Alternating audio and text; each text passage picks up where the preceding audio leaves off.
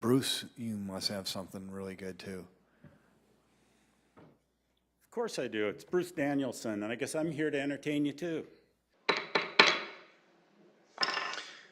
Good evening. Welcome to our Tuesday, May 7, Sioux Falls City Council meeting. Thanks for being here, those of you who are here in person and those of you joining us online. Clerk, we'll go ahead and get started by reading our roll, please. Council members Kiley. Here. Neitzert. Selberg. Here. Sale. Starr. Staley. Here. Brecky. Here. Erickson. Here.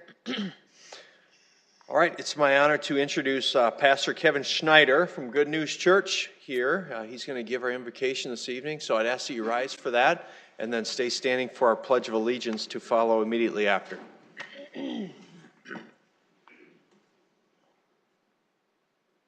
There's a hymn that I like that begins with these words: "O God, our help in ages past, our help for years to come." And I was just talking with the mayor and telling him that I've actually been a resident of Sioux Falls since 1987, and how much Sioux Falls means to me. I've been able to raise my kids here. They've gone to school here. And so just to be able to come and just offer a blessing to the work that our council does and the mayor and the leadership is really an honor and a privilege for me. And so, if you don't mind, I'd like to pray for us as we begin tonight. So, Father, I want to give you thanks and I want to give you praise for an opportunity to begin tonight in prayer. And Father, I pray that you would come and that, God, you would bless the work that is going to take place tonight. Father, you would bless the time and the energy and the effort. And Father, you would work in the midst of all of the different thoughts and all of the different ideas. And God, you would bring clarity and you would bring unity. And Father, you would just simply move in such a way that you would be glorified. And then, God, you would continue to do the great work that you've done in the past. Father, the great work to make Sioux Falls a place, God, where we can come and feel safe, and we can simply raise our families and our children and do the things, God, that you have invited us to do. So in the words of Aaron, as he prayed over his people, the Lord bless you and keep you.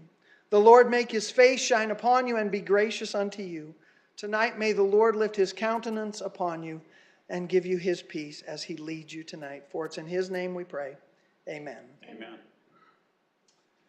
I pledge allegiance to the flag of the United States of America and to the republic for which it stands, one nation, under God, indivisible, with liberty and justice for all.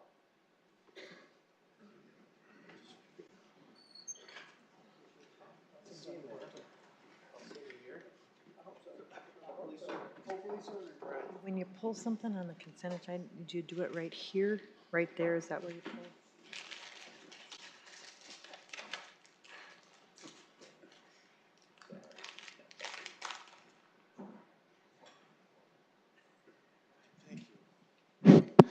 All right, we have a couple presentations before we get to the business of the meeting tonight. First is to recognize our superhero who has been underwater for a few months, I understand.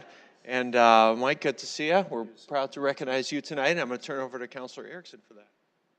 Thank you so much. Thanks for being here. I'd like to introduce our superhero tonight. This is Michael Murphy. Michael is beginning his 6th year at Leif Erickson's day camp as the director. Year after year, Michael gets the camp ready and hires staff in addition to being a parent of 3 young kids and a captain in the Sioux Falls Fire Department. With the challenges of any camp, it takes a truly dedicated person. But this year, Michael has gone above and beyond all expectations and has proven why he is a superhero. On the night of the historic March floods, Leif Erickson Day Camp was under floodwater. And Michael was wading chest deep to retrieve computers and other valuable items at the camp. By morning, it was evident that the camp had sustained significant damage. The floodwaters had even reached the rafters in several of the buildings. Not one for being beat down, Michael looked forward and took the lead to prepare the camp for the June 3rd opening date. With little to no sleep, he spearheaded the effort to rebuild the camp's infrastructure, raised more than $36,000 to date on a GoFundMe, in addition to locating 3 replacement vehicles from a very generous business person in Sioux Falls. On June 3rd, the 3,500 kids will have camp due to Michael's selfless determination. Michael Murphy, born and raised in Sioux Falls and giving back to his community not only on a daily basis, but by the very minute. He is a fine man, a gentle spirit who loves and cares about kids and the opportunity for them to have a life experience they will never forget. This truly is an example to all of us what it means to be a superhero. Congratulations, Michael.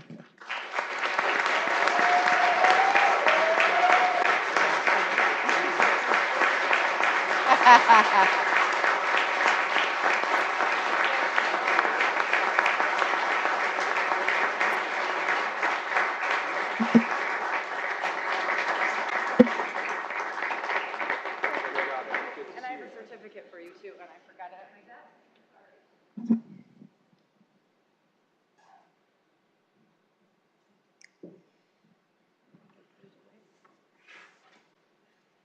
We have a real nice certificate that goes with this, too. It wasn't just applause. Yeah, okay. Thanks, Mike.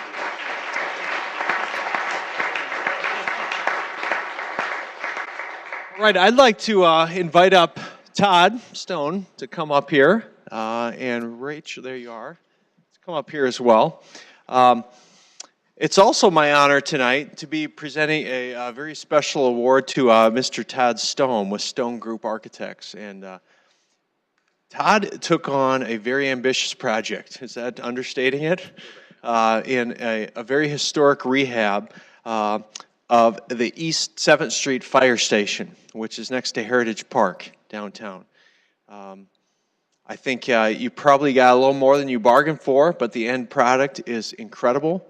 And his commitment to historic preservation in our city has earned Todd the Mayor's Historic Preservation Award.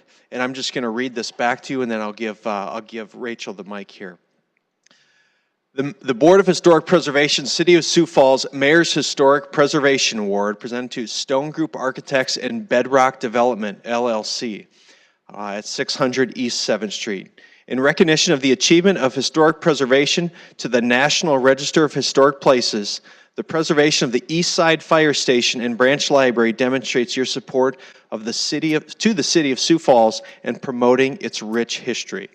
Todd, thanks for all the investment you made in that fantastic property, man. We appreciate it.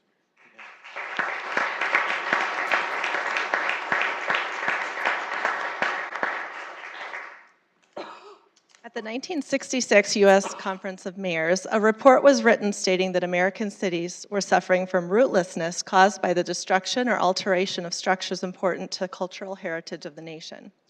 They recommended that preservation efforts take place to help provide Americans with a sense of our past. The result was the National Historic Preservation Act, which authorized the creation of the National Register of Historic Places run by the National Park Service to coordinate and support public and private efforts to identify, evaluate, and protect America's historic and archaeological resources. Tonight we are celebrating Sioux Falls' newest contribution to this prestigious collection of national treasures, the East Side Fire Station. But equally so, we are celebrating the vision and initiative of Todd Stone and Bedrock Development, who saw this building and decided it was worth their investment to save. The East Side Fire Station was initially built as a fire station and library and was the hub of civic activity. After serving as the city's Parks and Rec Department headquarters for a time, it was most recently used as storage. If a buyer was not able to be found, demolition was a possibility. I asked Todd to tell me why he wanted to buy this building, and he replied, "The building was something that always seemed like a diamond in the rough. There are few buildings around town that a person notices and sees the vision of what it could be. The East Side Fire Station and the East Branch Library was one of those buildings for me. To build the same building with the same character today would cost more than anyone would be willing to invest. The character and the patina and the story behind the building are what brings the largest value from our perspective." The result of their investment is a building that will remain to tell the story of our architectural and civic past, all while serving a new and meaningful purpose. The rehabilitation of a building like this in the Whittier neighborhood is worth so very much to the city of Sioux Falls. This neighborhood, situated at the edge of downtown, is poised for great things. And the work that Stone Group Architects and Bedrock Development has done to make sure that this building remains at the center of all that is to come for this unique area is a wonderful gift to this community. Todd, on behalf of the Sioux Falls Board of Historic Preservation, I would like to express my gratitude to you for saying this place matters and for giving back to your community in such a meaningful way. Congratulations on a job well done.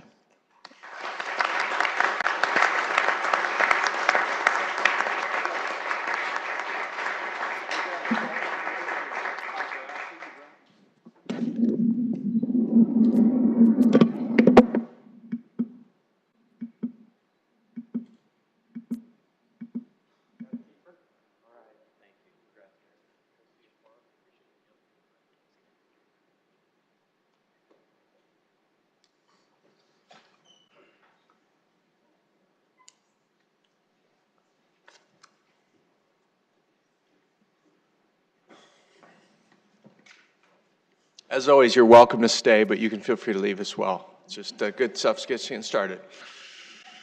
We'll move on, Council, to our regular agenda approval, which is item number 5. Consent agenda approval, item number 5, and ask if there's any changes to that. Move to approve, Erickson. Second, Kylie.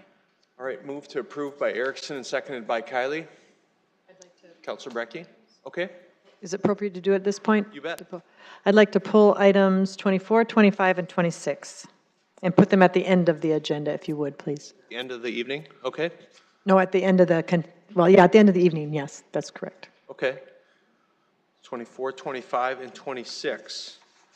Okay, any other changes? Okay, if not, I will ask for a vote on this, please. Councilmember Kylie, Yes. Selberg, Yes. Staley, Yes. Brecky, Yes. Erickson. Yes. All right, that passes 5-0. Our next item is the approval of our regular agenda, item 35. Look for a motion on that. Move to approve, Erickson. Second, Kylie. Okay, motion approved by Erickson and seconded by Kylie. Councilor Selberg. Thank you, Mr. Mayor. I'd like to make a motion to amend the irregular agenda by placing item 59 after item 36 and before item 37. Second, Erickson. All right, motion on that by Selberg, seconded by Erickson. Any discussion on that? We'll take a vote on that, please. Vote on the amendment. Councilmembers Kylie, Yes. Selberg, Yes. Staley, Yes. Brecky, Yes. Erickson. Yes. All right, that passes 5-0, so we're on to the amended main motion then. Any other changes, councilors? If not, I'll call for a vote on that, please. Councilmembers Kylie, Yes. Selberg, Yes. Staley, Yes. Brecky, Yes. Erickson. Yes. All right, that passes 5-0. We're at the general public input portion of tonight's agenda. As a reminder, input during this portion will last no more than 3 minutes per person, and in total lasts no more than 30 minutes. During general public input, the public is welcome to speak on any topic that does not appear later on in the agenda. For regular agenda items following general public input, comments are limited to 3 minutes unless the item is being presented for final adoption, in which case public input is limited to 5 minutes. For all regular agenda items, comments are limited to the agenda item under consideration only. And at this time, I'd like to invite members of the public forward for general public input. And clerk, please note our time is 7:14. Good evening. Okay, I did ask for an extra 2 minutes tonight. Christopher the Living Man, 701 South Duluth Avenue. Excuse me, I did agree to ask for that point of privilege if he could extra 2 minutes. He did say that he has it confined to 5 minutes, but he would like a little extra time. So I'm asking for that on his behalf. I have no desire to give Mr. Bruce extra time tonight. 3 minutes, Mr. Bruce. Okay, well, I'm here to further oppose the plans to install 5G communications into South Dakota and convert this city into a constantly irradiated, heavily surveilled smart city. There were probably a ton of promises made to those of our better informed local government, and I'm sure that a few of them would cause you to cringe visibly. Yet your U.S. Senator John Thune and Mayor Tenhaken are oddly driven, even aggressive about this. You should all read the basic outline for smart cities. For me, it seems stupid to be smart, but then who am I? A big question remains, where is all the proof that this is safe? I've shared much with the mayor and the council that shows it most certainly isn't. Why would this insane plan continue to be pushed? Is it because it's federally mandated? Because there are cities, states, and entire countries that are standing up and saying no and getting away with it? Is it because this is our only choice to have faster or better internet? Fiber optics remains viable. New inventions are Flutter and passive Wi-Fi. And finally, there's Li-Fi, light internet. This option uses no microwaves, uses little to no electricity, is 100% safe, largely inexpensive, and faster than anything out today. But who wants to know or talk about that? What's to gain? Well, besides continued good health, trees left standing, and a safer future for our children. While trying to figure this all out, I happened across some intriguing information that from 1989 until today, Senator Thune has received over $928,000 in campaign contributions from telecom companies, obviously given to him to ensure that he would go along and push for just about anything telecom related. And if it happened with him, it happened with others. No one learning or analyzing all they could about this would, as a result, then push for this unstudied, unregulated, and untested cell phone service upgrade, especially when you add the recent study by the NTP on whether first or second G stages of cell phones were ever safe for us, a study that tells us that 2G is bad, and now for our long-term health. And here we are still trusting the corrupt branch of big government to tell us that something is safe 3 generations later. Remember, there were once doctors who invited us all to smoke, telling us it was good for our lungs. In falling for this, we made a lot of tobacco CEOs very rich and happy until someone finally ruined the party and linked cigarettes to cancer, some 2 to 3 decades after it was initially suspected. Some of our non-fooled, non-corrupted U.S. senators and others are growing in their belief that there is indeed... Okay, thank you. I have more information if anybody would like it. Good evening. Scott Erisman, Sioux Falls. There was an editorial, you guys talked about informational, there was an editorial by the Argus Leader in Sunday about Councilor Steele. There was one line in the editorial that was very telling about the current council here. And I'll read that paragraph. This isn't a well-functioning council. Things may be getting accomplished, but the interpersonal drama is eclipsing and interfering with the work its members are supposed to be doing. In reality, that editorial should have been about the entire council and the entire dysfunction of the council. Now, why is the council dysfunctional? Well, the job of leadership is they have one job. They're not higher up than the other city councilors. They don't have more power than the other city councilors. They essentially get to go to more meetings, and they're supposed to be communicating with their entire city council with what's going on. Any negotiations with the mayor's office, any negotiations with maybe developers. It is the co-chair and the council's chair to communicate that information with the rest of the council. That is not happening. That is why we have dysfunction. If you have information, you need to share it with the entire council. I keep telling you over and over and over again, for as long as I've been coming up here, open government solves so many things. When you are transparent with the public, when you are transparent with the entire council, when you are transparent, you don't have dysfunction. While the newspaper decided to call out one counselor, I said to someone, this editorial is about the entire council and how they don't get along. They're all dysfunctional. It's because they are not communicating with each other. That is not one person's fault. That is all of your fault. All 8 of you are responsible for not communicating with each other. It's part of your job, and it's part of your job to communicate with the citizens. That's just how it is. And we're never going to fix things, and we're never going to get things functioning correctly until we start opening up government. I don't understand why we fight so hard to keep things behind closed doors. It's so the specials could get what they want and the citizens don't get to find out about it. Thank you.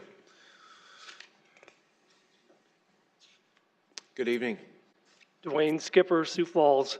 This statement is about how city government uses water billing to generate unlimited revenue beyond the limits of property and sales tax rates controlled by state law. The amount city residents and businesses pay for water treatment utilities is 100% controlled by the mayor and his administration. The council votes to approve the recommended rates and budgets annually. Since 2006, the dollars paid for the city monopoly water utilities has tripled or increased 200%. By 2010, 4 years later, water rates had increased 83% and sewer rates 89%. There is no third-party oversight commission to review the rate increases. Here are some examples of profit margins in the water part of the Sioux Falls utility bill. In 2005, the user fee income was $15 million, and after expenses, the profit was $5.5 million, or a 36.7% profit margin. In 2010, user fee income jumped 94.5% to $28.2 million and generated $13.9 million in profit, or a 49.3% profit margin. This is the result of very large rate increases beginning in 2006. By 2015, the profit is $17.6 million, or a profit margin of 51.3%. In the 2019 Water Department budget, the user fee income is now $37.8 million and will generate $19.2 million in profit, or a 50.8% profit margin. The wastewater part of your bill, the margins of profit are larger. A 2005 profit of $3 million, or 31.9%, has increased to a 2019 profit of $22.4 million, or a 64.8% profit margin. Apparently, profit margins approaching 30% for 20 years of water billing with user fee rates unchanged allowed the city to grow by $45 million. This happened from 1985 to 2005. The rapid growth rate of Sioux Falls should be supported by connection, tap, or impact fees paid by new homeowners, businesses, and developers. In addition, existing sales tax, city budget adjustments, and more hardline negotiations with state and federal sources of funding would help lower the burden on existing residents. Thank you.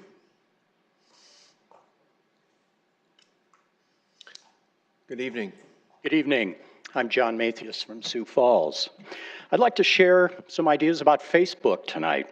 I have no financial stake in the success or failure of any social media, but recently I've come to appreciate Facebook as a 21st century town square. Facebook is replacing print newspapers as a newer public forum where citizens can make unlimited comments about their civic opinions. Our mayor and at least one city councilor appear to use Facebook as a means to better inform the public and make municipal government more accessible. An example of robust Facebook dialogue are the many comments posted about the opinion page content of last Sunday's Argus Leader. Including the Argus's own Facebook pages, over 200 comments have been posted, with the vast majority of them being supportive of the counselor identified in print and or strongly disagreeing with those published newspaper opinions. These comments represent a cross-section of local residents, beyond the neighbors, friends, businesses, business associates, and district constituents who might otherwise routinely have our attention. For counselors who haven't yet embraced Facebook, I believe you're missing an opportunity to monitor attitudes and opinions of many local residents. It would take over 15 minutes to read out loud all of the Facebook comments related to this, but here are a handful in my remaining time. Timothy Reed says, Teresa is honest and dedicated to transparency. She's focusing on informing citizens and telling the truth, not favors for friends or similar as an elected official. She's a breath of fresh air. Mike Lee Foster remarked, we all will never agree on every issue, but that's fine. Tension, arguments, bickering, differences of opinion shows passion for your job, and with passion, you get well-rounded conversation. Brandolyn Ray adds, thank you for being a voice for the people, Teresa Staley, and for informing the people when some of your colleagues would rather not say a word. Walter Port says simply, nothing wrong with a squeaky wheel. According to Eva Kindle, being transparent, informing the public of issues, and disagreeing with other members are not antics. I'm impressed with the way Teresa continues to stand up and inform the public despite the constant attacks. Guy Guernsey said, Staley continues to represent the average taxpayer and remains unafraid to bring that position and perspective to the debates. Paul Thronson shared, I don't always agree, but I can't tell you how much I appreciate your effort to educate and reach out to people. That transparent process gives us the best chances to make the right decision. Thank you. Thanks, John.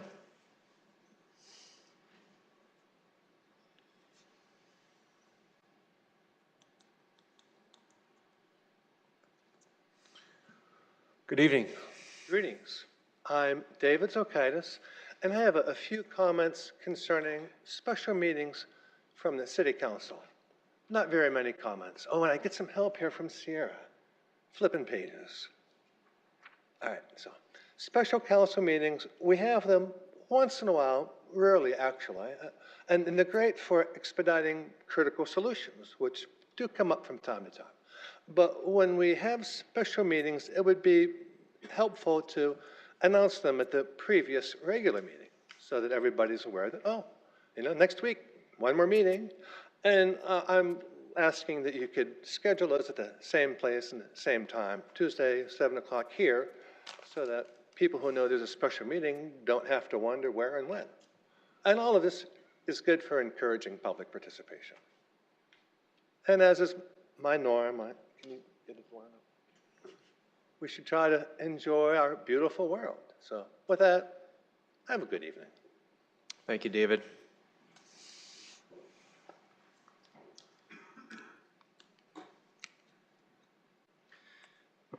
Hi, I'm Stephen Ciano. I don't have much to say today, but I want to repeat what I've said before, and since I've said that everything that's been sent to you people should be openly available online. There's no reason in this day and age that it should not be. It's clear to me that you are deliberately, presumably deliberately obfuscating what's going on, and you're playing favorites. You're, I believe, not following the law, as I've stated clearly before. So that's it. Thanks. Thanks, Stephen.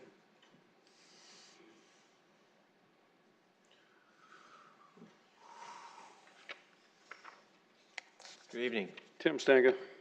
I've been working with Matt Tobias and Travis on trying to get the Whittier neighborhood cleaned up a little bit. I appreciate what Matt and Travis are doing because we are getting some stuff done over there. But there's a lot more to be done, and Travis and Matt know that, and they're going to continue to work with the people to be able to get things cleaned up in the neighborhood. Another thing I want to bring up is this Project Trim. I got rental properties I had to get onto a list. I had to put my rental properties on a list with the city. But yet, this is sitting on a door on my rental property, but yet the city doesn't follow through with what they're supposed to be doing on the ordinance. They're supposed to send me a letter in the mail. So here we go. If my renter wouldn't have given me this, I wouldn't have trimmed the trees. I would have came back in here and told the city that, sorry, I'm not paying for you to trim my trees because I didn't get a letter in the mail. I've talked to other people that have rental properties, and they have got letters in the mail. It seems like last one I got was snow removal. I got charged $75, which was dismissed because the city did not notify me because I am on the registry. One thing I would like to see is, with that extra money that we have, is for the city to look in on trimming trees. Being able to outsource the tree trimming, you're going to find out that you're going to be surprised on what kind of bid you're going to be able to get. Because there's a lot of tree trimming guys right now that are not working. And I really do believe that if you outsourced it, that you would just be amazed on how these people are going to be able to trim these trees at a low cost. Thanks. Thank you.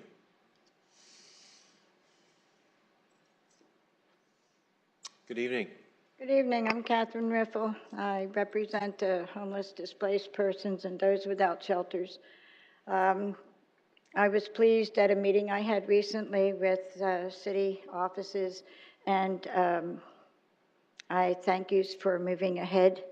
I think it's going to be good to get the contractors together and move forward. But I still have a concern because we have rain out there all this week and people have no shelter. That means they have no facilities to use. The mission closes its doors at 9 o'clock now in the morning, and so it's added to the problems. The mission has also changed and added some rules, but they're not following them with the clients, and the clients are getting upset, speaking out, and therefore they're being kicked out of the mission because they're standing up for what's right. The Bishop Dudley House, well, a lot of people are just basically staying away from there, and it has caused a lot of harm to people. But I also agree to the fact of being open with everybody, with council and to the public. I also think that quite a bit of what was said with the fellows before me is true, and I believe in outsourcing. I also believe in making sure that we stay on the same track with each other, and to give congratulations to those that deserve it, even though troubles come back and forth either way. The city council has really surprised me to take on the endeavor to help less fortunate people. And as the one man said, nothing's being done. Well, I beg to differ with him. I stand here in true honesty, and I'm pleased with the meeting that we had. And I'm going to have a meeting in June, and we're going to try and introduce the Alpha Project and some of its ways to help people. Other than that, you have a good evening. I'm not feeling very well tonight, so I'm going to head home. Everybody stay warm and safe and dry, and thank you again. Thank you, Catherine.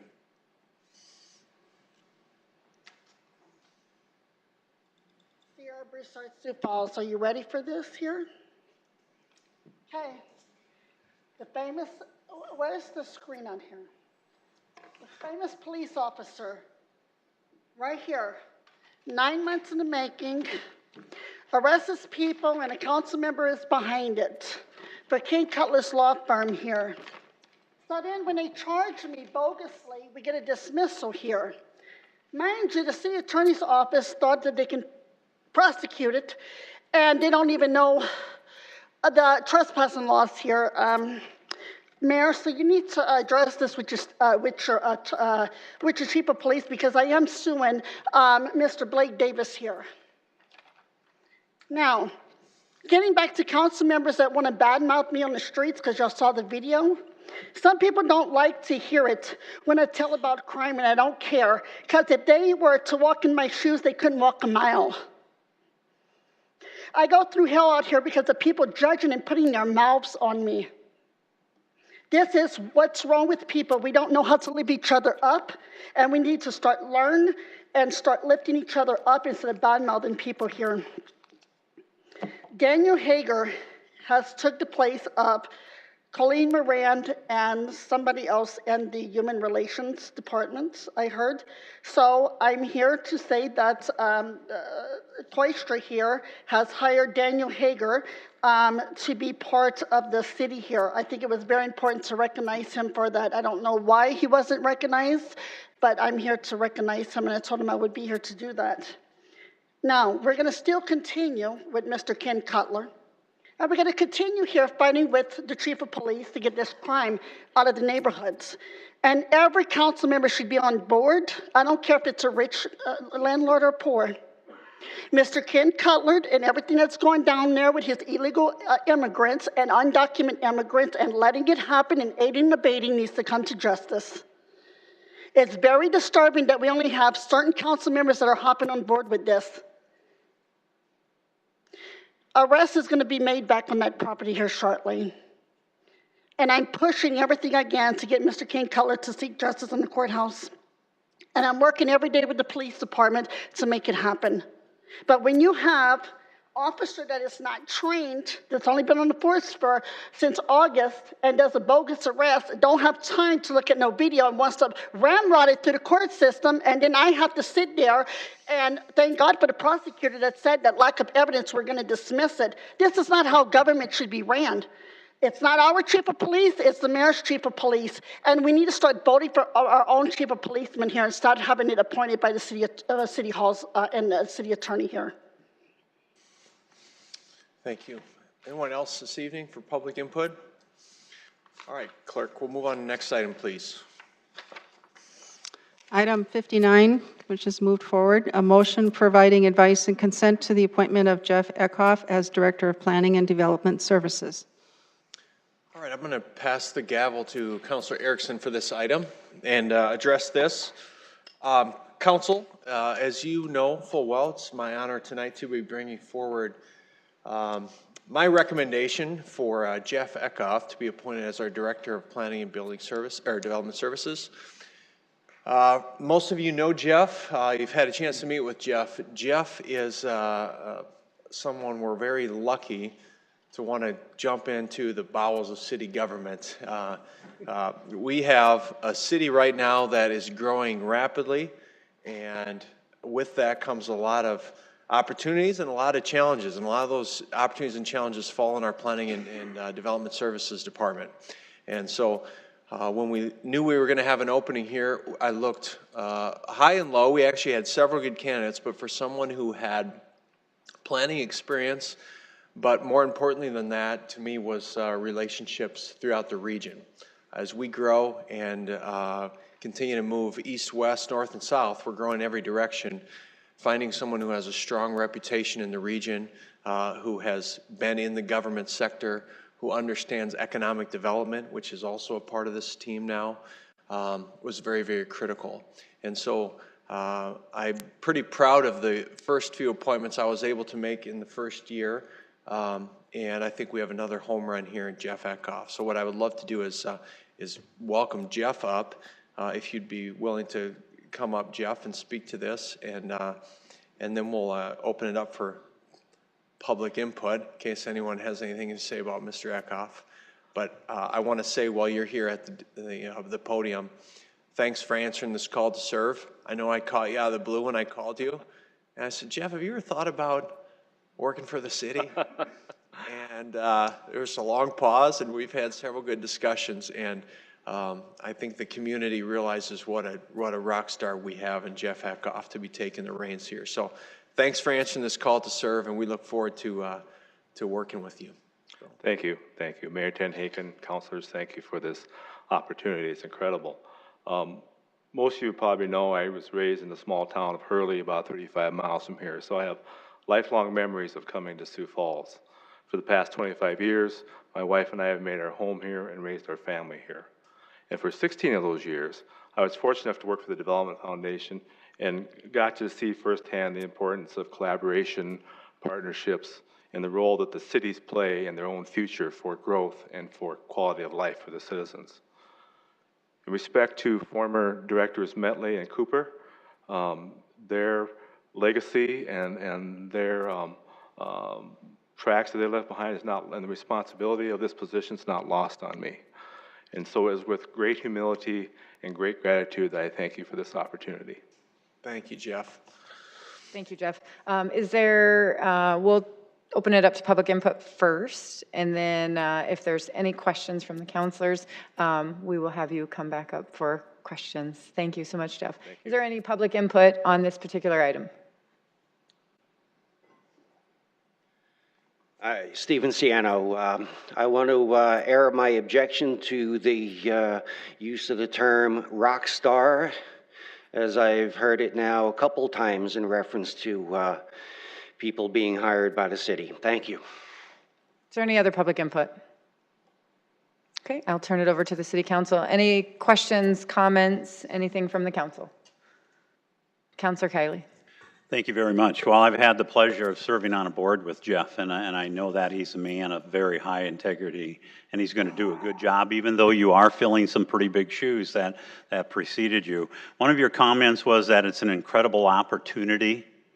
Well, that works both ways. It's an incredible opportunity for us as a city to have you in our employ, and I welcome you to our team. Thank you, Councilor. Any other? Councilor Staley. Well, I happen to teach piano in a piano group with Jeff's wife, so I know him from a little different perspective. However, a few weeks ago, before this announcement came up, I happened to be out at the Zeal Center doing an interview with the Sunny Radio people, and I ran into Jeff. And Jeff and I sat and visited for well over an hour, and it was the most delightful conversation. I found Jeff to be a guy full of common sense, empathetic to citizens, down to earth. He also has a heart for the issues that citizens are going to be dealing with in the development energy we have, because he lives over by Bonson and 6th, where we've had, he's a member of the Oakview neighborhood. So we were talking about that, and then when I found out he's going to be the new planning director, I was like, wow, this guy has a real personal experience with what some of these citizens are going to be going through. So I am just delighted to embrace this and say best wishes to you, Jeff, and happy to have you on board. Thank you, Councilor. Any other comments, questions, motions? Move to approve. Second, Star. It's been a motion to approve by Kiley, second by Starr. Roll call vote, please. Council members Kiley, Yes. Selberg, Yes. Starr, Yes. Staley, Yes. Brecky, Yes. Erickson. Yes. Thank you. That item has passed unanimously. Welcome to your new position.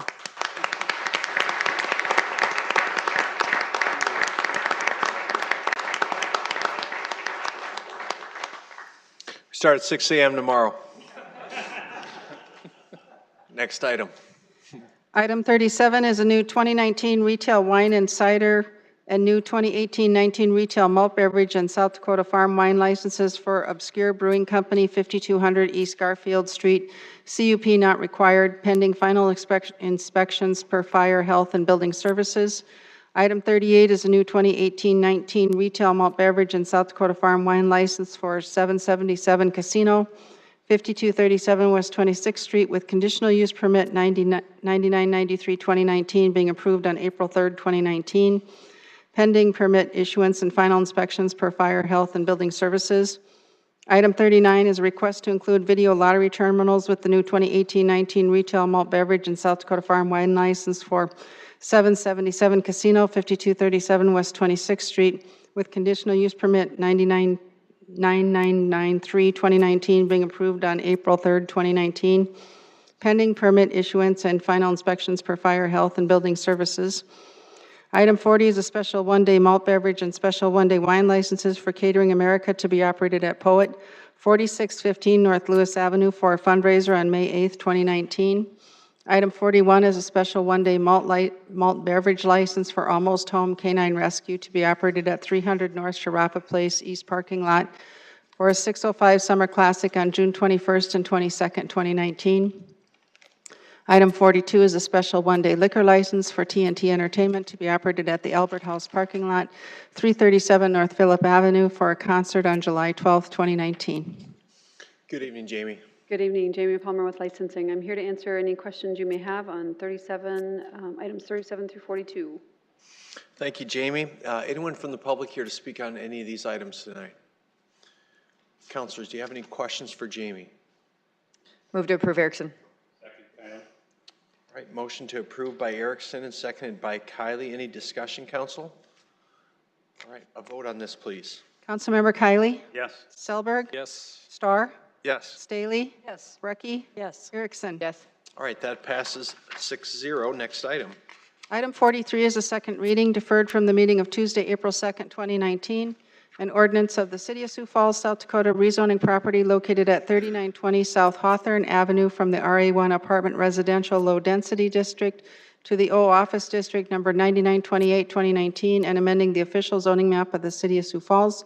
Planning Commission recommends approval 4-0. Hey, Jason. Good evening, Jason Bieber representing Planning and Development Services. We have received a request to withdraw this application by the applicant. Okay. I'd ask for a motion on that then, council. Motion to withdraw, Brecky. Second, Selberg. I should also ask, is there any public input on this item tonight? Okay. All right, motion to withdraw by Brecky, seconded by Selberg. Any discussion, council? All right, a vote, please. Councilmember Kylie? Yes. Selberg? Yes. Starr? Yes. Staley? Yes. Brecky? Yes. Erickson? Yes. All right, that passes 6-0. Item 44. Item 44 is a second reading, an ordinance of the City of Sioux Falls, South Dakota, amending the Code of Ordinances of the city by changing a street name. Hi, Kurt. Good evening. Sorry about that. Kurt Peppel, Public Works Engineering. The street section in question is near Foss Avenue and Arrowhead Parkway in East Sioux Falls. The proposal is to change the street of Juliet Avenue, which runs north and south in the highlighted area, and then a section of East Garfield Street, the lower right-hand east-west section. It would be changed to East Grant Street to be consistent with the street that is the upper left highlighted portion and then continues to the west. The applicant is Blue Shirt LLC at 5200 East Garfield. Obscure Brewing, it's the purple highlighted property. The address is confusing as Sioux Falls has a Garfield Avenue that runs north and south over by the Best Buy area of town. So the proposal would be to make it more consistent for the area and avoid any confusion with addresses. Public Works, Fire Rescue, and GIS have all reviewed and support the renaming. All right, thanks, Kurt. Anyone from the public wish to speak on this topic tonight? Councilors, do you have questions for Kurt on this one? I do, Mayor. Councilor Starr. We just approved a retail alcohol license for them with assuming the street's already changed. If we don't approve this, does that affect their license? I would, Jamie and I had talked about that, and it would be addressed on her end after the street is renamed. Thank you. Any other questions for Kurt? Motions on this item? Move to approve Erickson. Second, Brecky. All right, move to approve by Erickson, seconded by Kylie. Any further discussion, council? All right, a vote on this, please. Councilmembers Kylie? Yes. Selberg? Yes. Starr? Yes. Staley? Yes. Brecky? Yes. Erickson? Yes. Okay, that passes 6-0. Item 45. Item 45 is a second reading, an ordinance of the City of Sioux Falls, South Dakota, rezoning property located at 7201 South Minnesota Avenue from the LW Live Work and C2 Commercial Neighborhood and Streetcar Districts to the O Office C2 Commercial Neighborhood and Streetcar and C3 Commercial Community Districts number 10029-2019, and amending the official zoning map of the city of Sioux Falls. Planning Commission recommends approval, 7-0. The applicant and owner here is Eric Helen with Landscape Garden Centers. It's located at the northwest corner of West 81st Street and South Minnesota Avenue. It's roughly 8.31 acres in size.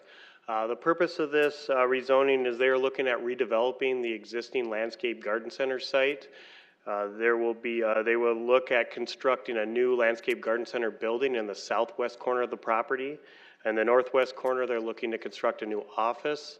In the southeast corner, a new bank, and then in the kind of central portion adjacent to Minnesota Avenue, they're looking at constructing a two-story retail, multi-tenant retail building.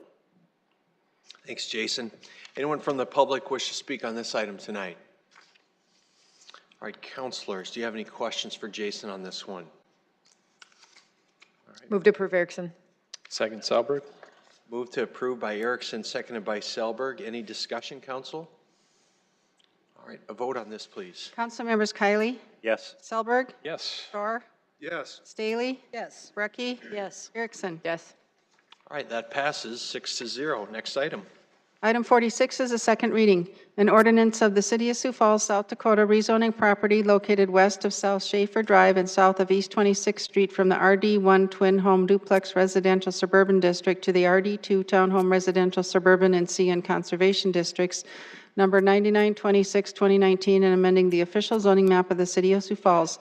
The Planning Commission recommends approval 7-0 with the following conditions: that the RD2 Townhome Residential Suburban District zoned parcels allow development of the following forms: DD2 Detached Dwelling Suburban, AD1 Twin Home Duplex Residential Suburban, and AD2 Townhome Residential Suburban. The applicant and owner here is Brady Hyde with Empire Homes. It's located east of Veterans Parkway and south of East 26th Street. It's about 5.85 acres in size. The purpose of this rezoning is they're looking to utilize the south 3 acres for some drainage way, and then the remaining 3.5 acres, the applicant is looking at constructing 7 4-unit townhome buildings on the lot.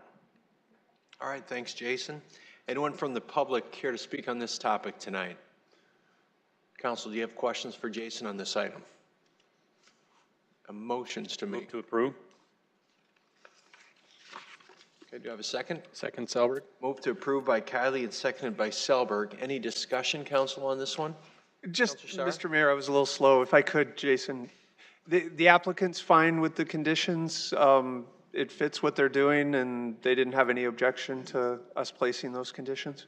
Yeah, that is correct. The applicant conducted a neighborhood meeting, and some of the residents were concerned in Copper Creek that that he could put something more dense than 4 units. The applicant has always proposed to do the 4 units, so he's fine with limiting it to a maximum 4-unit building. So, perfect. Thank you. Any other discussion or questions on this? All right, a vote, please. Council members Kylie? Yes. Selberg? Yes. Starr? Yes. Staley? Yes. Brecky? Yes. Erickson? Yes. Okay, that passes 6-0. Next item. Item 47 is a second reading, an ordinance of the City of Sioux Falls, South Dakota rezoning property located at 6800 South Cliff Avenue from the C2 Commercial Neighborhood and Streetcar and S2 Institutional Campus Planned Unit Development Districts to the C2 Commercial Neighborhood and Streetcar and O Office Districts, number 116-2019, and amending the official zoning map of the City of Sioux Falls. The Planning Commission recommends approval, 7-0. the applicant. Sorry. Mr. Councilor Staley. Mayor, I'd like to recuse myself. I'm a USF employee. You are recused, ma'am. Go ahead, Jason. The applicant here is Chad Koyman and Thane Paulson. The owner is the University of Sioux Falls. It's located north of East 77th Street and east of South Cliff Avenue. It's about 3.3 acres in size. The purpose of this rezoning is the one applicant is looking at constructing a motor vehicle repair business and some mini storage garages along the north portion. And then the other applicant is looking at constructing a dance studio on the portion that will be zoned office. All right, thanks, Jason. Anyone from the public wish to speak on this item tonight? All right, councilors, do you have questions for Jason on this one? Move to approve. Second, Selberg. All right, move to approve by Kylie and seconded by Selberg. Any discussion, council? Okay, a vote on this, please. Councilmembers Kylie? Yes. Selberg? Yes. Starr? Yes. Brecky? Yes. Erickson? Yes. Okay, that passes 5-0. Item 48. Item 48 is the second reading, an ordinance of the City of Sioux Falls, South Dakota, rezoning property located west of South Key Rail Drive and south of West Broke Drive from the AG Agricultural District to the RS Single Family Residential Suburban and RD1 Twin Home Duplex Residential Suburban Districts, number 119-2019, and amending the official zoning map of the City of Sioux Falls. The Planning Commission recommends approval 7-0. The applicant here is Damian Grable. The owner is Westwood Valley LLC. This is located north of West 41st Street and east of South Ellis Road, the very east portion of Sioux Falls. It's about 6.4 acres of land. As you may remember, we did just recently annex this property in, and they're looking at just continuing to construct the single-family and twin-home residential development of Westwood Valley. Thank you, Jason. Anyone from the public wish to speak on this topic tonight? All right, counselors, do you have questions for Jason on this one? I'll look for a motion. Move to approve. Okay. Second, Selberg. Motion to approve by Kylie and seconded by Selberg. Any discussion, council? All right, a vote on this, please. Councilmembers Kylie? Yes. Selberg? Yes. Starr? Yes. Staley? Yes. Brecky? Yes. Erickson? Yes. All right, that passes 6-0. Item 49. Item 49 is a first reading, an ordinance of the City of Sioux Falls, South Dakota, authorizing the mayor to enter into a sublease agreement between the City of Sioux Falls and the University of South Dakota. Recommendation, set a date of second reading for Tuesday, May 14th, 2019. Stacy, you're speaking to this. Okay, I was feeling like, okay, I had to remember. It's yours. The floor is yours. Thank you. The city leases from the county Falls Community Health space, and for the last 10-plus years, the city has subleased a portion of that space for the USD Dental Clinic, where the dental hygienist students receive critical training toward their education, and also provides a community with a low-cost option consistent with Falls Community Health's mission for dental services for low-income individuals. This proposed lease would go through December 31, 2022, and is submitted on first reading for the council's consideration. All right, thank you, Stacy. Anyone from the public care to speak on this topic tonight? Councilors, do you have questions for Stacy on this one? Move for approval, Brecky. Second, Kylie. All right, motion to approve by Brecky and seconded by Kylie. Any further discussion?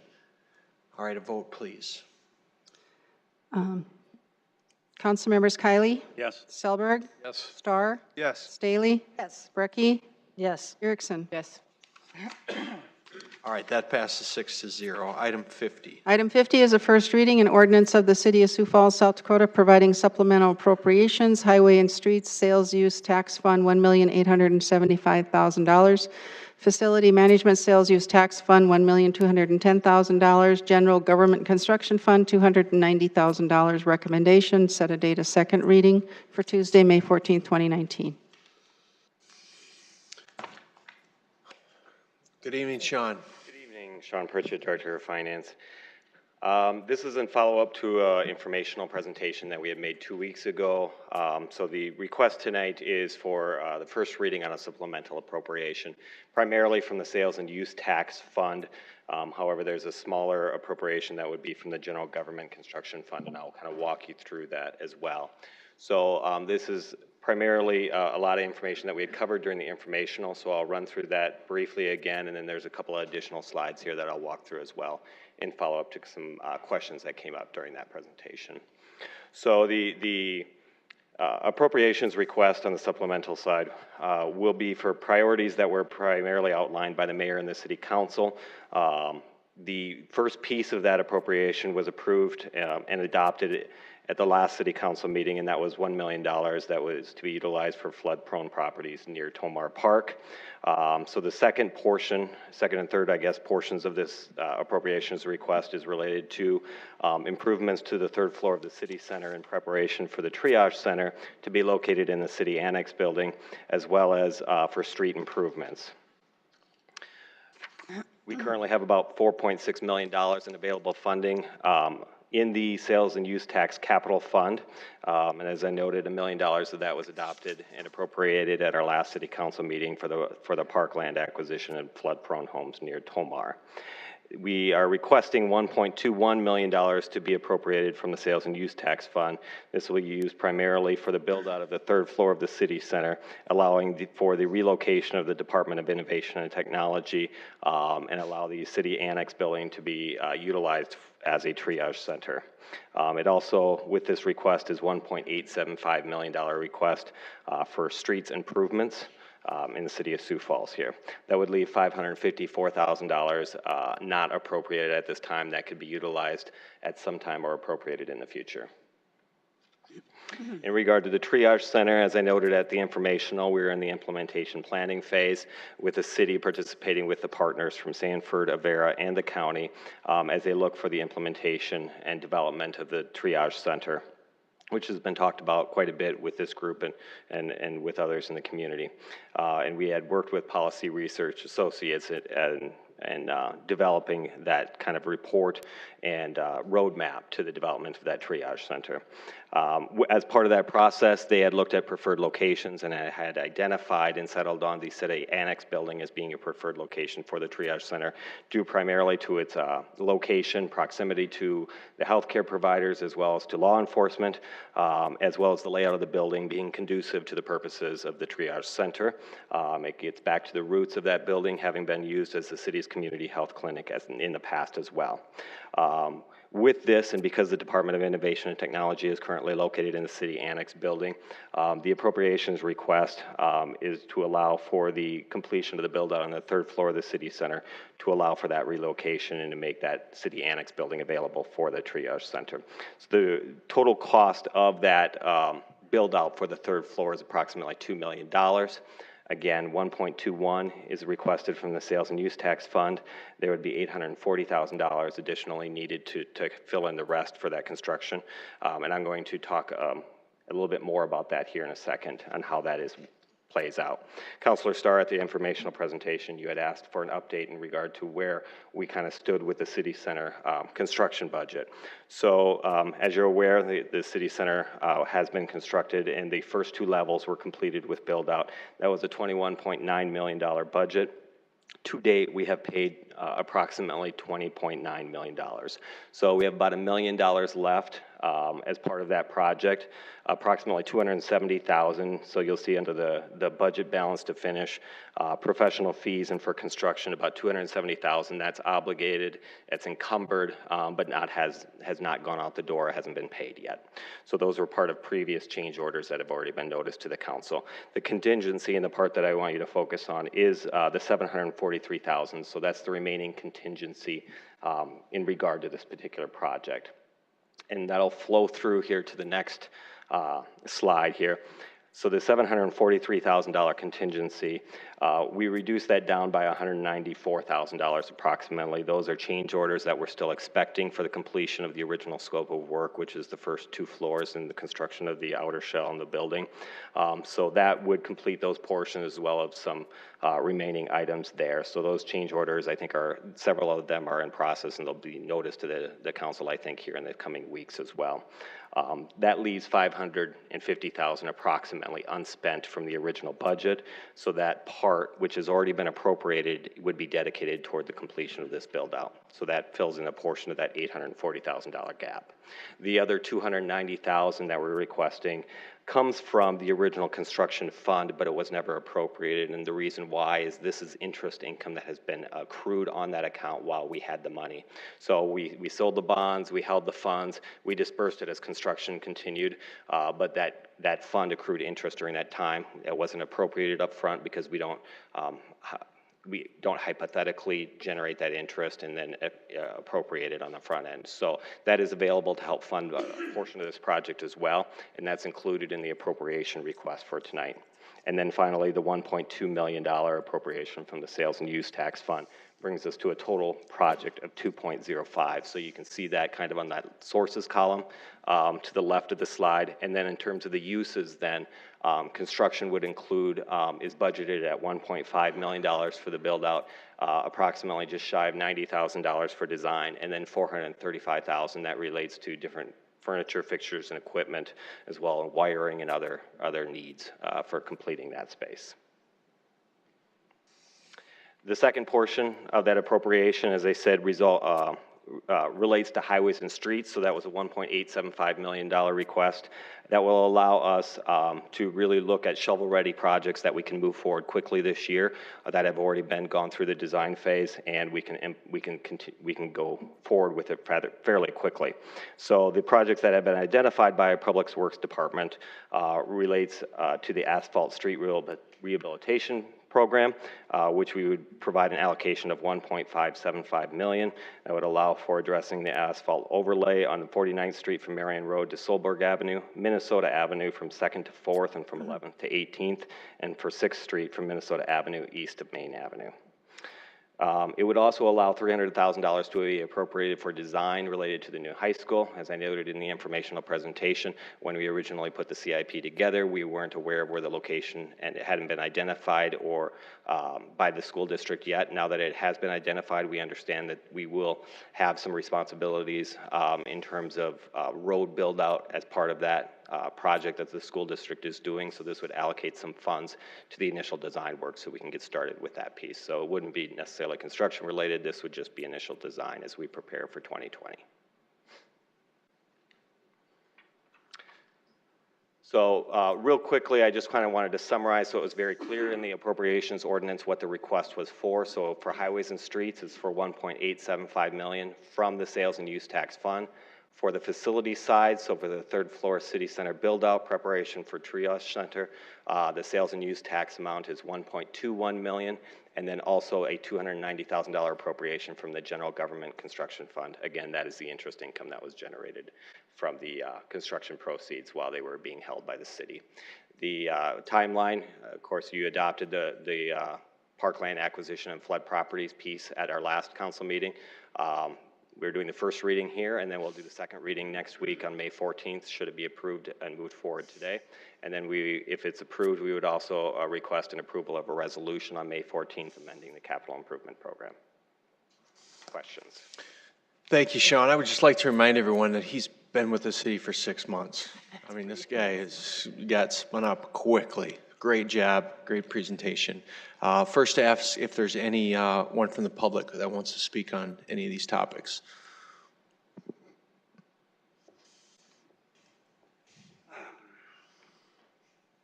Stephen Ciano. If I'm mistaken, please let me know and I will quit. But as I see it, it's been decided that this has to do with money going here, there, and wherever, and it includes the flood-prone areas that it was decided to pay off to. And I want to address, I want to bring up the three little pigs. If you build your house properly and in the right place, then you shouldn't need to be bailed out from the big bad wolf or flood. So I feel that it's inappropriate for city public funds to be being diverted to that. And as I spoke before about street maintenance, we can have a more reasonable approach to snow clearing and street maintenance that works better. Thank you. Thank you. Anyone else here to speak on this topic here? All right, Council, do you have questions that you'd like to ask Mr. Pritchard on this? Councilor Erickson. No questions, but I just want to thank you for the extra details. I know we asked a handful of questions last time, more other counselors, and so I appreciate you getting us that detail and your in-depth explanation of that. For me, I'm super grateful that, we had a working session and that a lot of the points that we made and scoring, if you will, these items are addressed. And so I'm grateful for that. And excited about this appropriation for where the money's going. This is just that first step for triage in getting that site prepared. We do have the opportunity to tour the building as a council as well, and encourage you all to do that. And so for that, I'm excited that we're able to push it to the next step, and we'll be supporting this. So thank you. Thank you, Counselor. Other questions for Sean? Counselor Staley? Not a question, but just an observation about Sean. I am very grateful about how he responds.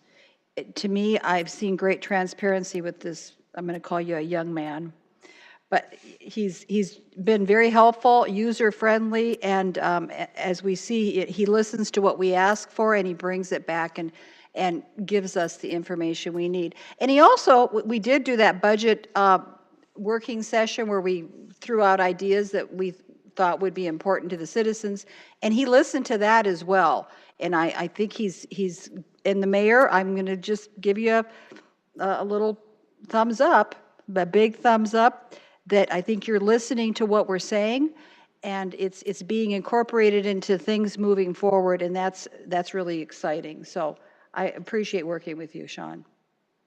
He's older than he looks, too. Counselor Starr. Yes, thank you, Mr. Mayor. I did have a couple of questions. One, Sean, we're not doing anything for the triage center. We're building out the third floor for IT and GIS, right? There isn't anything that's prepping the space other than freeing it up at this point. Right, so the first step is to make the space available. And so this is moving that piece forward, but there will be additional pieces to this as the project comes into play. But those are not yet known, and we're working toward that right now. So some Gotcha, and the other partners aren't on board that that's the space yet, and we're working through that. So I just wanted to make sure that I understood that there isn't any prep that's going into the triage center part of it. It's just moving the departments out so the space is available. So I want to make sure I was clear there. My other one, and I don't know, I see Director Cotter's here too, but maybe you can help me, but maybe I got a feeling he's going to want to answer this. So I'm looking at from Minnesota to Maine on 6th Street. Currently, it's concrete, if I'm not mistaken, and that we're talking about replacing it with asphalt. I mean, it's really rough, and it's one of those places that it does get a lot of not only pedestrian traffic, but a lot of that. So I guess design-wise, I'm curious why we're choosing to go with asphalt versus replacing the concrete, if I'm not mistaken. Good evening, Mark Cotter with Public Works.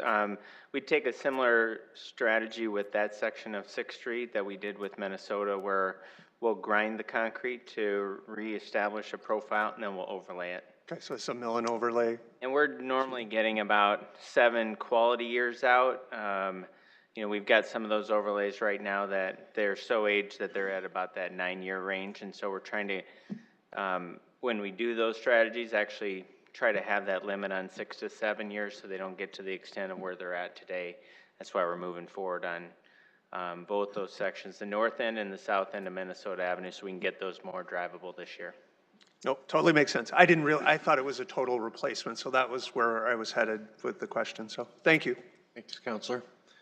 Move to approve, Erickson. Second, Brecky. All right, a motion to set a date of second reading for Tuesday, May 14 by Counselor Erickson, seconded by Brecky. Further discussion, Council, on this?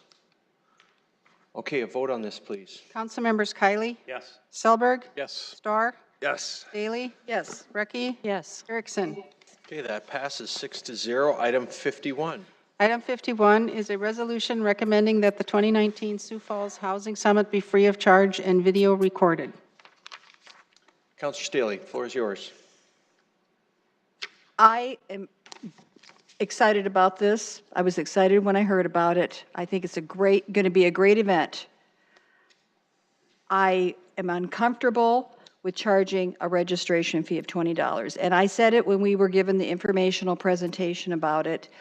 I would like to see this event as something that someone could drop into, listen to the discussion, leave.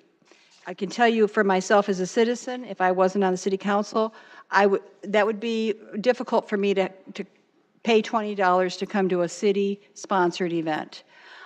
I understand that there's a meal attached, and I wish that something could have been worked out to have a separate, you pay for the meal if you want to eat there. I don't know if we're paying the Holiday Inn something to use their facility. We could have done that at the Orpheum. I'm heralding back to Mayor Huther, who had the neighborhood summit every year, and it was free. And he had a huge layout of food for the breakfast for people, and it was all free. So I don't want to set a precedent that we're going to start charging people a registration fee to come to a city-sponsored event. I did reach out, because I mentioned it to Counselor Starr, and he said, Teresa, you better bring it, and so did Breck, he said the same thing. Bring it to the city, give them a chance to work with this. So I did send an email to Erica Beck. Erica's sitting back there, and I said, I'm requesting that we waive the $20 fee and also that we videotape it, because I teach piano on that day, and so it's difficult for me to be there, and I'm not going to be able to hear the conversation if it's not videotaped. We have Jason Reisdorfer, who's a very tech guy. We've got if Bruce Danielson can come and video, and by the way, Bruce gets a fabulous quality with his $70 camera. But we shouldn't put this burden of documenting our events on citizen Bruce Danielson. So I wanted that to be included as well. So I did put that email out, and Erica Beck responded to say if someone has a financial hardship, they'll work with them. Well, if I'm going to just drop in as citizen Jane Doe, I don't want to have to come up to the city and say I've got a financial hardship, and will you waive the $20 fee? So that's why I'm bringing this forward. Counselor Starr is supporting me on this, and I didn't want to have to do it this way. I did try to ask that we did this within the city. But again, if I didn't say something about it this time, then the next time it comes around, I know people would say, well, Teresa, you let it go by, $20 registration fee here, then the next time we have an event, we charge for it. And I was just thinking of, in my 13 years of being involved with city government, I mean, I went to several task force meetings. We've had town hall forums, the Huther's Neighborhood Summit. He did this big River Greenway Summit he was involved with. And there was never any fees attached to it. So I just don't think this is a good road to go on for our citizens. So that's why I brought this forth. And I'm hoping that if we voted this through, then we would find a way of readjusting the, apparently the fee is supposed to be for the lunch, the $20 for that, so. Thank you, Counselor. Anyone from the public wish to speak on this topic tonight?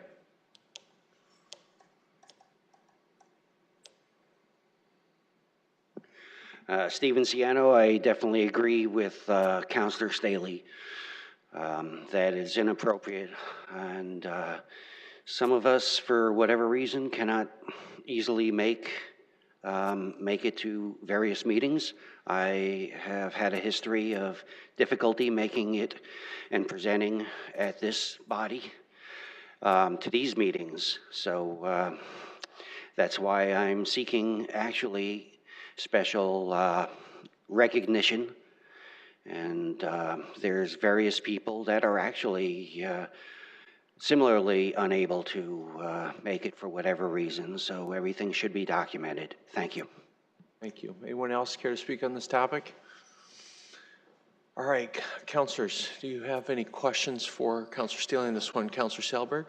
Thank you, Mr. Mayor. I've got a question for our housing manager, Shelley Unruh, if I could ask.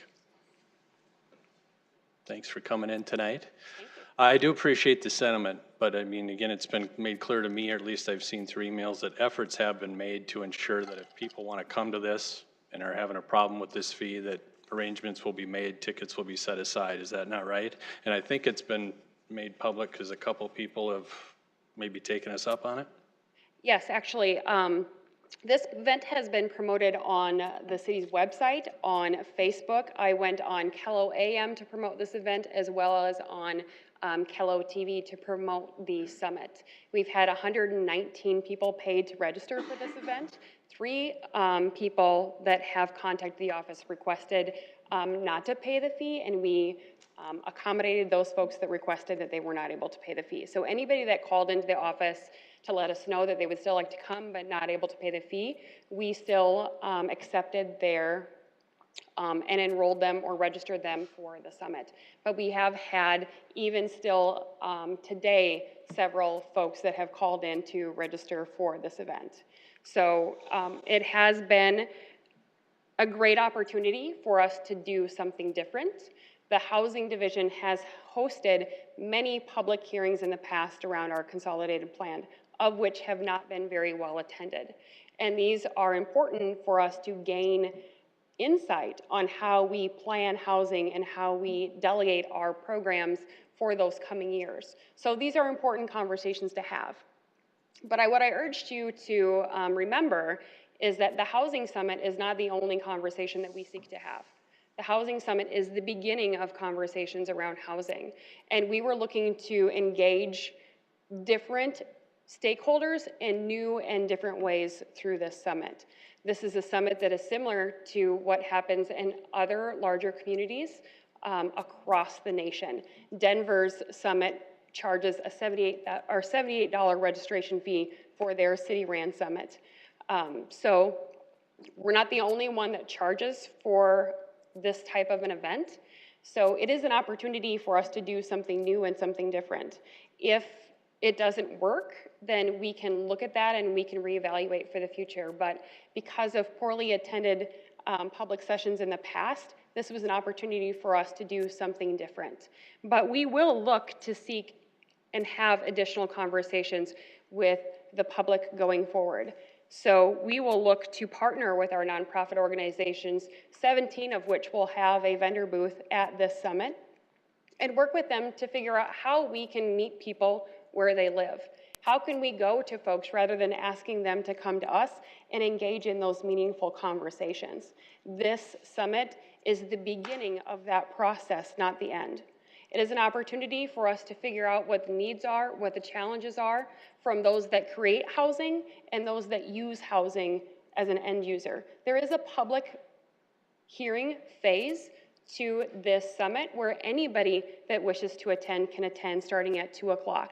We do have a registration fee for the morning session, but again, as expressed, if somebody wishes to still come to the event and can't pay that fee, we have accommodated those individuals. But the beginning summit is really an opportunity to engage in important conversation in those that can help us create housing, those that can help partner with both public and nonprofit organizations in new ways to solve housing problems that have existed for years. So I urge you to look at this as an opportunity and not a challenge, and the beginning of a conversation around housing and not the end. Okay, I can appreciate that. Thank you very much. I think it'll be a great event, but just to get right down to the question of the motion here. So if somebody's watching tonight or here tonight and they do want to go and they are concerned with the fee, how can they reach out? The phone number for the summit is posted on our website, so they can definitely call our 8180 number and request free access to the summit. It is also being videotaped and will be posted so that people that are not able to attend can play the summit back and see all of the footage from the beginning of the summit all the way through the ending public hearings. Okay, thank you. Councilor Brecky. Since I was given to understand when this was first presented that this was going to be an annual event, and I guess that's my concern. Is it your intent that this should always be a paid event in the future? My intent with the summit is to see how this event goes and to then gauge the feedback that we receive from those that participate in the summit, after the summit, to determine what is the best interest of the summit going forward. This is an opportunity to do something new and different, and so we will definitely take into consideration after this first year. If we need to make changes, we are certainly open to making those changes. You know, and I think it's a grand idea, and but I do share the concern about getting into paid events for information. Basically, it's public information, and we're charging for it. And while that's new, that doesn't excite me a lot, going down that path. Now, you said that Denver does it. Are there other entities? I was going to actually ask Jim David to do some research, and I quite frankly forgot. Did you look into other cities? I can't think of another time in the city's history where we've actually had a paid event, so you're really paying to get public information. And so that's where I'm concerned about it. And in the future, if it's going to be an annual event, from a policy standpoint, I think it's kind of important that we debate it right now, whether we think it should be a paid event or not a paid event. So I think the motion is timely. But did you have anything more than just Denver? Yes, I also looked into the Minneapolis one as well, and that also charged a fee. So the majority of the ones that I was able to find, there was a fee to come to that event. Councilor Erickson. I have a series of questions, but I'll ask a couple and then yield my time and come back, if that's okay. Talk to me a little bit about the differences between the morning and the afternoon. Who are your targeted attendees for morning and afternoon? And then also, is there a sponsor for this event? The folks that we targeted for the morning sessions are developers, contractors, real estate agents, nonprofit organizations that have programming and provide assistance in housing, as well as financial institutions. So we were really looking to target the individuals that have a stake in creating housing, so that we could talk to them about ways that we could partner in new and innovative ways to create new housing opportunities. And how does the city's role play in that from their perspective? So that's how we targeted the morning sessions of the summit. Then the afternoon sessions starting at 2 are for the general public. So your morning session, is the city presenting, or is really the city the organizer of the event? The city is the organizer of the event, and the panel is led by both developers, real estate agents, and nonprofit organizations. So while it's public information, it's not really public information. It's not the city's information. It's really engaging and collaborating with the different leaders throughout our community that do address housing and how we can get creative with that.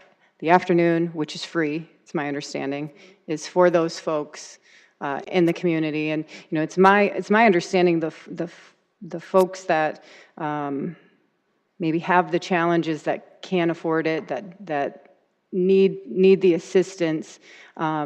We do need to meet them where they are. We need to go into the neighborhoods. We need to, and I know that there has been code enforcement, health, police, and they do walk around to different neighborhoods and say, hey, how's the lighting here? How's the housing here? What does this look like here? Are you seeing garbage? Are you seeing trespassing? Are you seeing loitering? What are you seeing? And I know that occurs already, and I love that we do that, and I'd encourage more of that. But going to the citizens and meeting them exactly where they are in those instances is key. I'd be curious to know how the forums turn out in the afternoon as far as what is the attendance for that? Because I know it's hard to say, hey, come to the library, or hey, come to these areas, but it's so important to be engaging those key players that are the ones responsible for creating that housing. And I think that's really your target audience, is those that are creating housing. And so, and they can afford to pay for their lunch if they choose to do that. But I'm also grateful that you're willing to bend enough that if Susie wants to show up and be there, that you're not going to say, sorry, you can't come in. It's certainly open to folks that want to do that. So thank you for being willing to compromise through some of this, and also for recording it, because that's key. I can't make it myself, but I'm thankful I can watch it back. So. Other questions? Councilor Kiley. Thank you. Well, and again, Shelley, I think you just clarified once again that the morning session, or the summit that is charging the fee, basically is targeting our partners that are responsible for the creation, building, and construction of affordable housing, correct? Yes, and then we just talking about affordable housing, though. It's about housing across all income levels. Plus, you have sessions that you mentioned at 2 o'clock. Do you not have a 5:30 session also that is open to the general public? We do. And there's no fees associated with that? No. And I'm assuming that some of the information, or as much of the information that is discussed is going to be disseminated at those 2 and 5:30 sessions for the general public? Yes, so some of the same questions that we'll be posing during the morning sessions will also be posed during the afternoon sessions as well. So we'll be gaining the same, or we'll be targeting the same questions to both groups. Okay, very good. That answers my questions. But one comment I'd just like to make about Shelley. Her presentation was just superb. Southeast Technical Institute's losses definitely are gain. So welcome to the team. Thank you. Counselor Staley. And Shelley, I mean, I appreciate your trying to do a great thing here, but again, what I'm hearing is we're talking about creating a division between the people who are going to be needing to use this housing. They can come in the afternoon, it's free, you know, they can come into that part, but that these other people can afford to come in the morning, and we're doing this, it almost sounds like it's kind of geared towards the upper echelon of our society. These are the players. You talked about listening to the important conversation in the morning. The people who have a stake in creating the housing, to me, this is going down the wrong road. And we just talked about, we got millions of dollars in surplus that we're using. We're making decisions about how we're going to spend this. We've spending money on, we got the Levitt down at the falls. We got all sorts of money to do things. And yet, when it comes to this thing, we're having people charge, we're charging them to come to this thing that you said the city is organizing. We're paying your salary. You're organizing something that we're going to charge people to go to. And I just think that it's the wrong direction to go. And we can look around the country and find municipalities that are doing all sorts of things that we don't do. Kansas City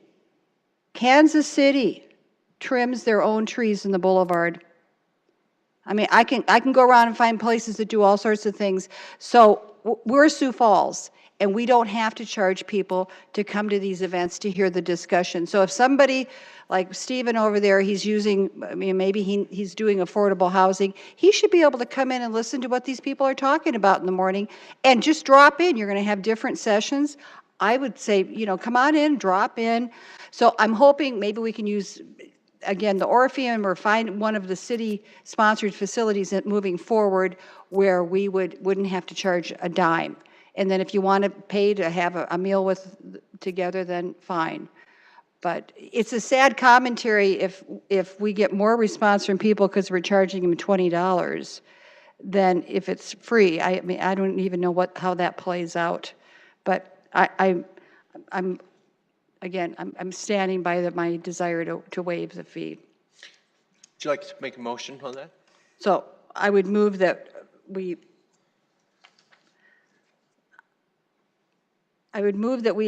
make a motion that a resolution recommending that the 2019 Sioux Falls Housing Summit be free of charge and video recorded. Okay. Second, Starr. Motion by Staley and seconded by Starr on that. Further discussion, Council? Councilor Selberg. Shelley, can you just repeat one more time if somebody does have an issue with the cost of the ticket, how they can look into getting a free ticket? Thank you. Yes, they can contact the City of Sioux Falls Housing Department with our 8180 number, I believe, which is posted on our website, and we can accommodate them and welcome them to the summit. All right, thank you. Councilor Starr? Thank you, Mr. Mayor. It's funny, I think I'm getting to the age where maybe I got an instant message from a friend, and I'm hoping I am interpreting, she just typed wrong, but basically what she said in the instant message was, I have a friend that would like to attend this at the Summit Housing, but didn't make the cutoff from last night for the $20. Does he have to eat lunch there, or can we just leave? And I said, no, you have to pay, is what we've been told. And then she responded with, oh shoot, should I ask Shelley if we can pay now, or should I try to register, or is it just too late? And my response was, call Shelley. And I'm assuming she did, and they got into the event. I'm looking at the bigger picture with this resolution. My concern is not whether someone has a developer or a real estate agent has $20 to pay for lunch. My thing is back to keeping government open and the information that's available. I can't show up and eat lunch if I don't pay for it, but I should be able to be part of the networking that happens over that lunch period. I should be able to come and go and have access to the summit and the city's information. So again, this isn't about this event as much as it is the overall policy of where we're moving forward. And this resolution deals specifically with this event. I get that. But it's a policy decision that I think this council needs to make, that we want these type of events to be open and free to the public, not just for people who can afford the 20 or can't afford for the 20. I was listening, there were 17 booth spaces for $100 a booth that's displaying at this event. They just paid for lunch without having to charge, and people can come and go as they want and do their thing. So with a little creativity, we could, it wouldn't have to charge. And so, again, I'm more interested in the overall policy. And the other is making sure that we're recording. And I think it's nice that we've moved forward enough that we know that it's important to record this event and put it on the city's website for those of us that aren't able to make it that day. Thank you. All right. Seeing no further discussion, I'm going to call, you have a comment, Councilor Brecky? Yes, I think it's a larger policy question as well. And I think I'm always going to be about improving access, making sure that public information is easily and readily available to all those that want to have it. And there's no reason that the lunch couldn't be a lunch on your own situation, or, you know, those that want to have lunch could pay for the lunch. So I just think that it's, you know, I guess I want to go on record now, because if it's going to be an annual event, you'll probably hear from me again next year going, is there a way that we can budget for this? And again, so people could come and as they wish, see parts of it. And I think you improve, you know, when you have the access and it's readily available, then the likelihood that more people will show up, you know, on a partial basis or a full basis, or people that really aren't stakeholders, but maybe they want to listen to the stakeholders so that they give a better testimony in the sessions at the end. So I love the idea. I love where you're going with it. But from a policy standpoint, I think we can afford to make it available, and I'd like to do that. So I will be voting for this. Okay. I'd like to call for a vote on this, please. Council members Kylie? No. Selberg? No. Starr? Yes. Staley? Yes. Brecky? Yes. Erickson? No. And my vote is a no. That fails 4-3. Next item. Item 52 is a resolution including certain contiguous territory within the corporate limits of the city of Sioux Falls, South Dakota, annexation 9827, 2019, 47739, and 47765 57th Street. The applicant and owner here is Brady Hyde and Clint Ackerman. It's located at southwest of West 57th Street, or excuse me, East 57th Street and South Veterans Parkway. It's about 161 acres in size. The purpose of this annexation is the applicants are looking at constructing a future single-family twin home apartment residential development with some office and services along the major intersections of 57th Street. All right, thanks, Jason. Anyone from the public wish to speak on this item tonight? Councilors, do you have questions for Jason on this one? Mr. Mayor? Councilor Starr? Yes. Jason, when this resolution is, we're annexing this land, and then when do we do how it's zoned? Yeah, great question. This is the first step in kind of the development process. So we'll annex, or if this is approved tonight, this property will be annexed in. It'll come in as what it was in the county, which is most of the time ag. And then we'll go through that kind of dual process of a rezone and preliminary subdivision plan probably in a couple months from now. Perfect. Thank you. Any other questions for Jason on this item? Look for a motion on it. Move to approve. Second, Starr. Right, move to approve by Starr, seconded by, or excuse me, Kylie, seconded by Starr. Any discussion, council? Okay, vote on this, please. Council members Kylie? Yes. Selberg? Yes. Starr? Yes. Staley? Yes. Brecky? Yes. Erickson? Yes. All right, that passes 6-0. Item 53. Item 53 is a resolution including certain contiguous territory within the corporate limits of the city of Sioux Falls, South Dakota, Annexation 10122, 2019, 18-101-48, east of 6th Street and Veterans Parkway. This is another petition annexation by Joel Engel with Lemmy Companies and also Preston Metler. It's located southeast of West 6th Street and Veterans Parkway. It's about 80 acres in size. The purpose of this annexation is the applicant is looking at constructing a future single-family and twin-home residential development, and then also some live work as it buffers to the west towards Veterans Parkway. Thanks, Jason. Anyone from the public wish to speak on this item tonight? All right, councilors, do you have questions for Jason on this one? Move to approve. Second, Is there a Erickson. second, move to approve by Kylie and seconded by Councilor Erickson. Any discussion, council, on this one? All right, a vote, please. Councilmembers Kylie? Yes. Selberg? Yes. Storr? Yes. Staley? Yes. Brecky? Yes. Erickson? Yes. All right, that passes 6-0. Next item, please. Next item is a 54, a resolution approving the release of 10-foot permanent utility easements located in Lot 1A, Block 1, and Lots 1, 2A, and 3. Block 3, all in Thielen Business Center addition to the City of Sioux Falls, and in Lot C in Tract 1, except Lot H1, Tickman addition to the City of Sioux Falls, and in the north one half of the north one half, except Lots H1, H2, H3, and H4, and accept Thielen addition and accept Thielen Business Center addition of Section 1T101 North R50W of the 5th PM, all in Minnehaha County, South Dakota. Hi, Kurt. Hi, Kurt Peppel, Public Works Engineering. This easement release is up in the Thielen Business Center addition near I-29 and West Benson Road. JSA Engineers, on behalf of the property owner, has requested the easement be released. It is a result of some right-of-way vacations that were done years ago. There's a 10-foot utility easement that lies alongside that right-of-way. There are no facilities in the areas to be released. The release of the easement will aid in the development of the area. City Engineer's Office recommends approval. All right, thanks, Kurt. Anyone from the public wish to speak on this item tonight? Council, do you have questions for Kurt on this item? Motion to Move to approve, Erickson. All right, second. Second, Selberg. Motion approved by Erickson, seconded by Selberg. Any discussion, council? All right, a vote on this, please. Councilmembers Kylie? Yes. Selberg? Yes. Storr? Yes. Staley? Yes. Brecky? Yes. Erickson? Yes. All right, that passes 6-0. Item 55. Item 55 is a resolution approving the release of a portion of a permanent utility easement located in Lot 1A of Ideker addition to the City of Sioux Falls, Lincoln County, South Dakota. Another easement release. This one is located in the Ideker addition near 57th and Western. It's between Western and the viaduct there to the left.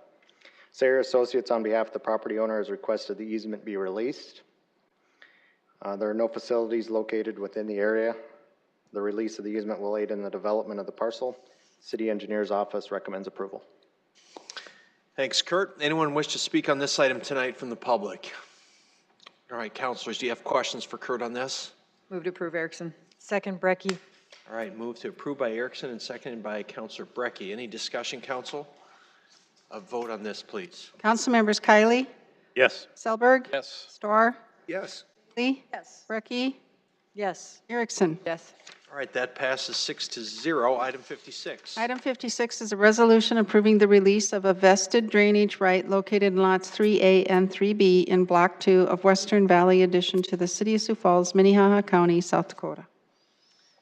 This vested drainage right, it serves similar to an easement. It's near the old Ice and Rec Center site. DGR Engineering, on behalf of the property owner, has requested the vested drainage right be released. There are no facilities located in the area and the drainage needs no longer exist. Release of the vested drainage right will aid in the redevelopment of the site, which is now the Glory House site. City Engineer's Office recommends approval. All right, thanks, Kurt. Anyone from the public here to speak on this topic tonight? Councilors, do you have questions for Kurt on this one? Move to approve, Erickson. Second, Selberg. All right, move to approve by Erickson, seconded by Selberg. Any discussion, council? A vote, please. Councilmembers Kylie? Yes. Selberg? Yes. Starr? Yes. Staley? Yes. Brecky? Yes. Erickson? Yes. All All right, that passes 6-0. Item 57. Item 57 is a resolution vacating the old Yankton Circle right-of-way abutting the below-described properties and as shown in Exhibit A, recommendation, set a date of hearing for Tuesday, June 4th, 2019. This right-of-way vacation is part of that Idecker addition. The easement that was just released is near 57th and Western Avenue. Sayer Associates and Woods Fuller submitted a right-of-way vacation petition on behalf of the owner pursuant to South Dakota law and meets the city street vacation policy. A neighborhood meeting was held April 18th to discuss the right-of-way vacation. There was approximately 10 people attended. Engineering is not aware of any concerns. If approved, if the vacation approved, an easement will not be reserved for public and private utilities. As part of the redevelopment plan, a private road was established for the Reach Church of Nazarene off of 57th Street. Engineering does not have any concerns with the proposed right-of-way vacation. All right, thank you, Kurt. Anyone from the public here to speak on this item tonight? Councilors, do you have any questions for Kurt on this one? I look for approval. A motion. Yeah, motion to set a date of hearing for June 4. That's moved by Councilor Selberg. Second. Seconded by Kylie. Any discussion on that one? A vote, please. Council members Kylie? Yes. Selberg? Yes. Starr? Yes. Staley? Yes. Brecky? Yes. Erickson? Yes. Okay, that passes 6-0. Next item. Item 58 is a report of the April 30, 2019 Notice of Transfer of Appropriations within major organizational units. All right, and our last item tonight will be items 24, 25, and 26 that were pulled from our consent agenda. Item 24 is Highway Streets, project number 11001, project description, concrete pavement restoration, full debt, and on-call concrete repairs to award a bid. Vendor, Dakota Contracting Corporation, amount $304,336.38. All right, we'll start with that one. Item 24, Councilor Brecky. This was actually, I was doing that for Counselor Starr. He was taking his daughter to choir, so he asked if I pull those for him. Okay. Actually, first, thank you for allowing me to attend my daughter's 5th grade band concert. It was awesome, like you wouldn't believe. I think there may have been some confusion. It was item number 24, 25, and 26, which were recommendations from the for the equalization director. Did we pull contracts instead? Yes, it was on the consent is what was pulled. This was also 24, 25, and 26 was The items that were pulled, though, were on, well, I don't know. I guess I'd have to go back. There were 24, 25, and 26. You know, I guess that was an assumption, so we can. Yeah, I don't know. I have no problem discussing the equalization. I assume they were from consent, but. Okay, item 24. So I think we're okay. So I think we can talk about those items. Okay, item We 20. need to reconsider them first, being they passed? They didn't pass. No, I pulled them. She pulled them. We just assumed they were the consent agenda items. Gotcha, So now I'm on the right page. we're safe. Tom, we gonna get sued here or anything? Okay. Thanks. All right. Item 24, under applications, Tatiana V. Sharton, 1222 East 6th Street, parcel 38396 for 2018 property taxes in the amount of $428.51. Reason, did not apply for owner-occupied status by the deadline. Actually, if we could, Mayor, could we do all 3 of them at the same time, save a little bit of time? We're at Sure, that you point want to in read the other evening. 2 in the record, please, clerk? Item 25 is the same information, except it's for 2017 property taxes in the amount of $393.58. Same reason. Item 26, same information for 2016 property taxes in the amount of $385.81. Same reason. Got it. Counselor Starr. Yes, thank you, Mr. Mayor. One of the, this person appeared before the Board of Equalization. Ms. Sharton was having some language difficulties and was trying to understand exactly, she was appealing the appraised value of her home. And then during the conversation, we were able to ascertain that she had never applied for owner-occupied status and had no idea of what that meant or where it was. For many, $400 doesn't seem like a lot of money, but it was for her, it's a huge amount of money in her budget and trying to keep her home affordable as she could. I know that, again, she did not apply for owner occupied because she had no idea what that meant or how to understand it. No one had ever explained it to her in the past. And in this situation, I just feel that going back 3 years, this was owner occupied property. Again, I know that she didn't apply for it correctly, but we have the ability to go back and do the right thing and put the $400 per year basically and do that. This is a recommendation that we're making to the Minnehaha County Commission. I would hope that we would recommend that they do the right thing. I would also, in the bigger picture of things, recommend that we work with our legislators and add this to our legislative agenda. We saw a number of people during the Board of Equalization time, as well as other constituents that we've talked to through the years that don't understand, didn't do it. I would be willing to bet that the number's in the high 90% of people who understand it.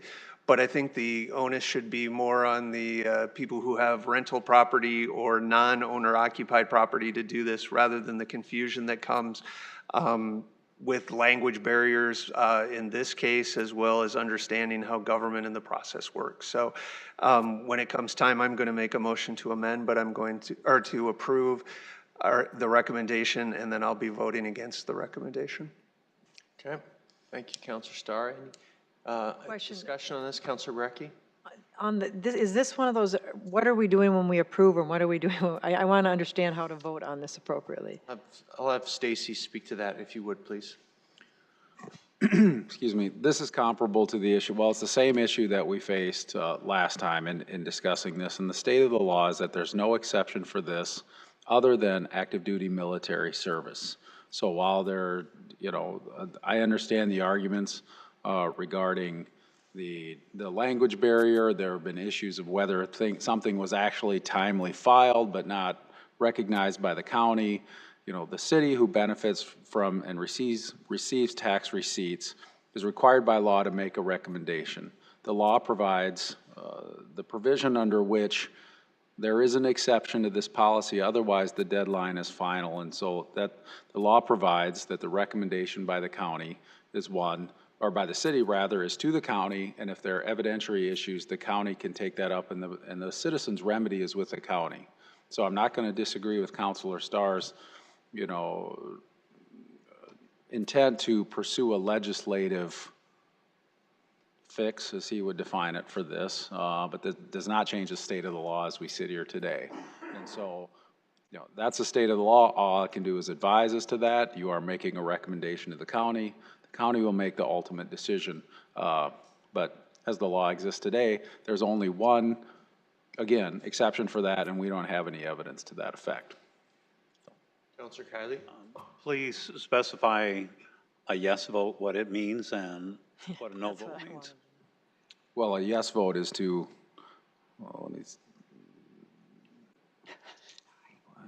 I think the yes, isn't it a yes to make a recommendation to deny? Yes. Okay. Correct. Yeah. I believe that's what Councilor Brecky was requesting. That's what I was. Oh, I see. Okay. Mr. Mayor. Councilor Starr. I agree with what the city attorney is advising us. I would just take it a step further, because I think this is similar to our role in the Board of Equalization. When a property owner makes an appeal to us, we have the ability to take a look at it. In this instance with this person, Ms. Sharton, we have the ability to say we don't agree with the recommendation. So we're not going against the rule of law saying we don't agree with the recommendation. The county can come back to us with the request for an abatement, and they can do abatements back 3 years. And that's what the citizen's requesting, is that we provide an abatement. Tonight, we haven't noticed that request for abatement, because both the state's attorney and the city attorney, when they review these, make that recommendation that they don't follow the law. we have, as elected officials, have that discretion to be able to make that request for this individual, or to provide that for this individual. What will happen if we vote no is we'll just send it on to the county commission, who will make the final determination, and then they could change their minds and advocate for an abatement for these 3 years. And then it would come back to us and we would have an affirmative action that we could make. So I would recommend that you would vote against this recommendation. Counselor Staley?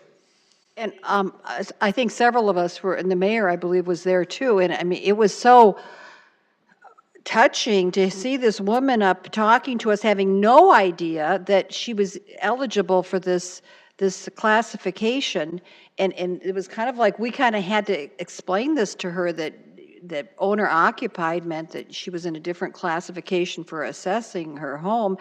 And nobody told her, and she just kind of got caught into the cog of a terrible situation. So I'm going to be voting, I'll be voting no, just to, if nothing else, I'm understanding this sends a message to the county of where we stand.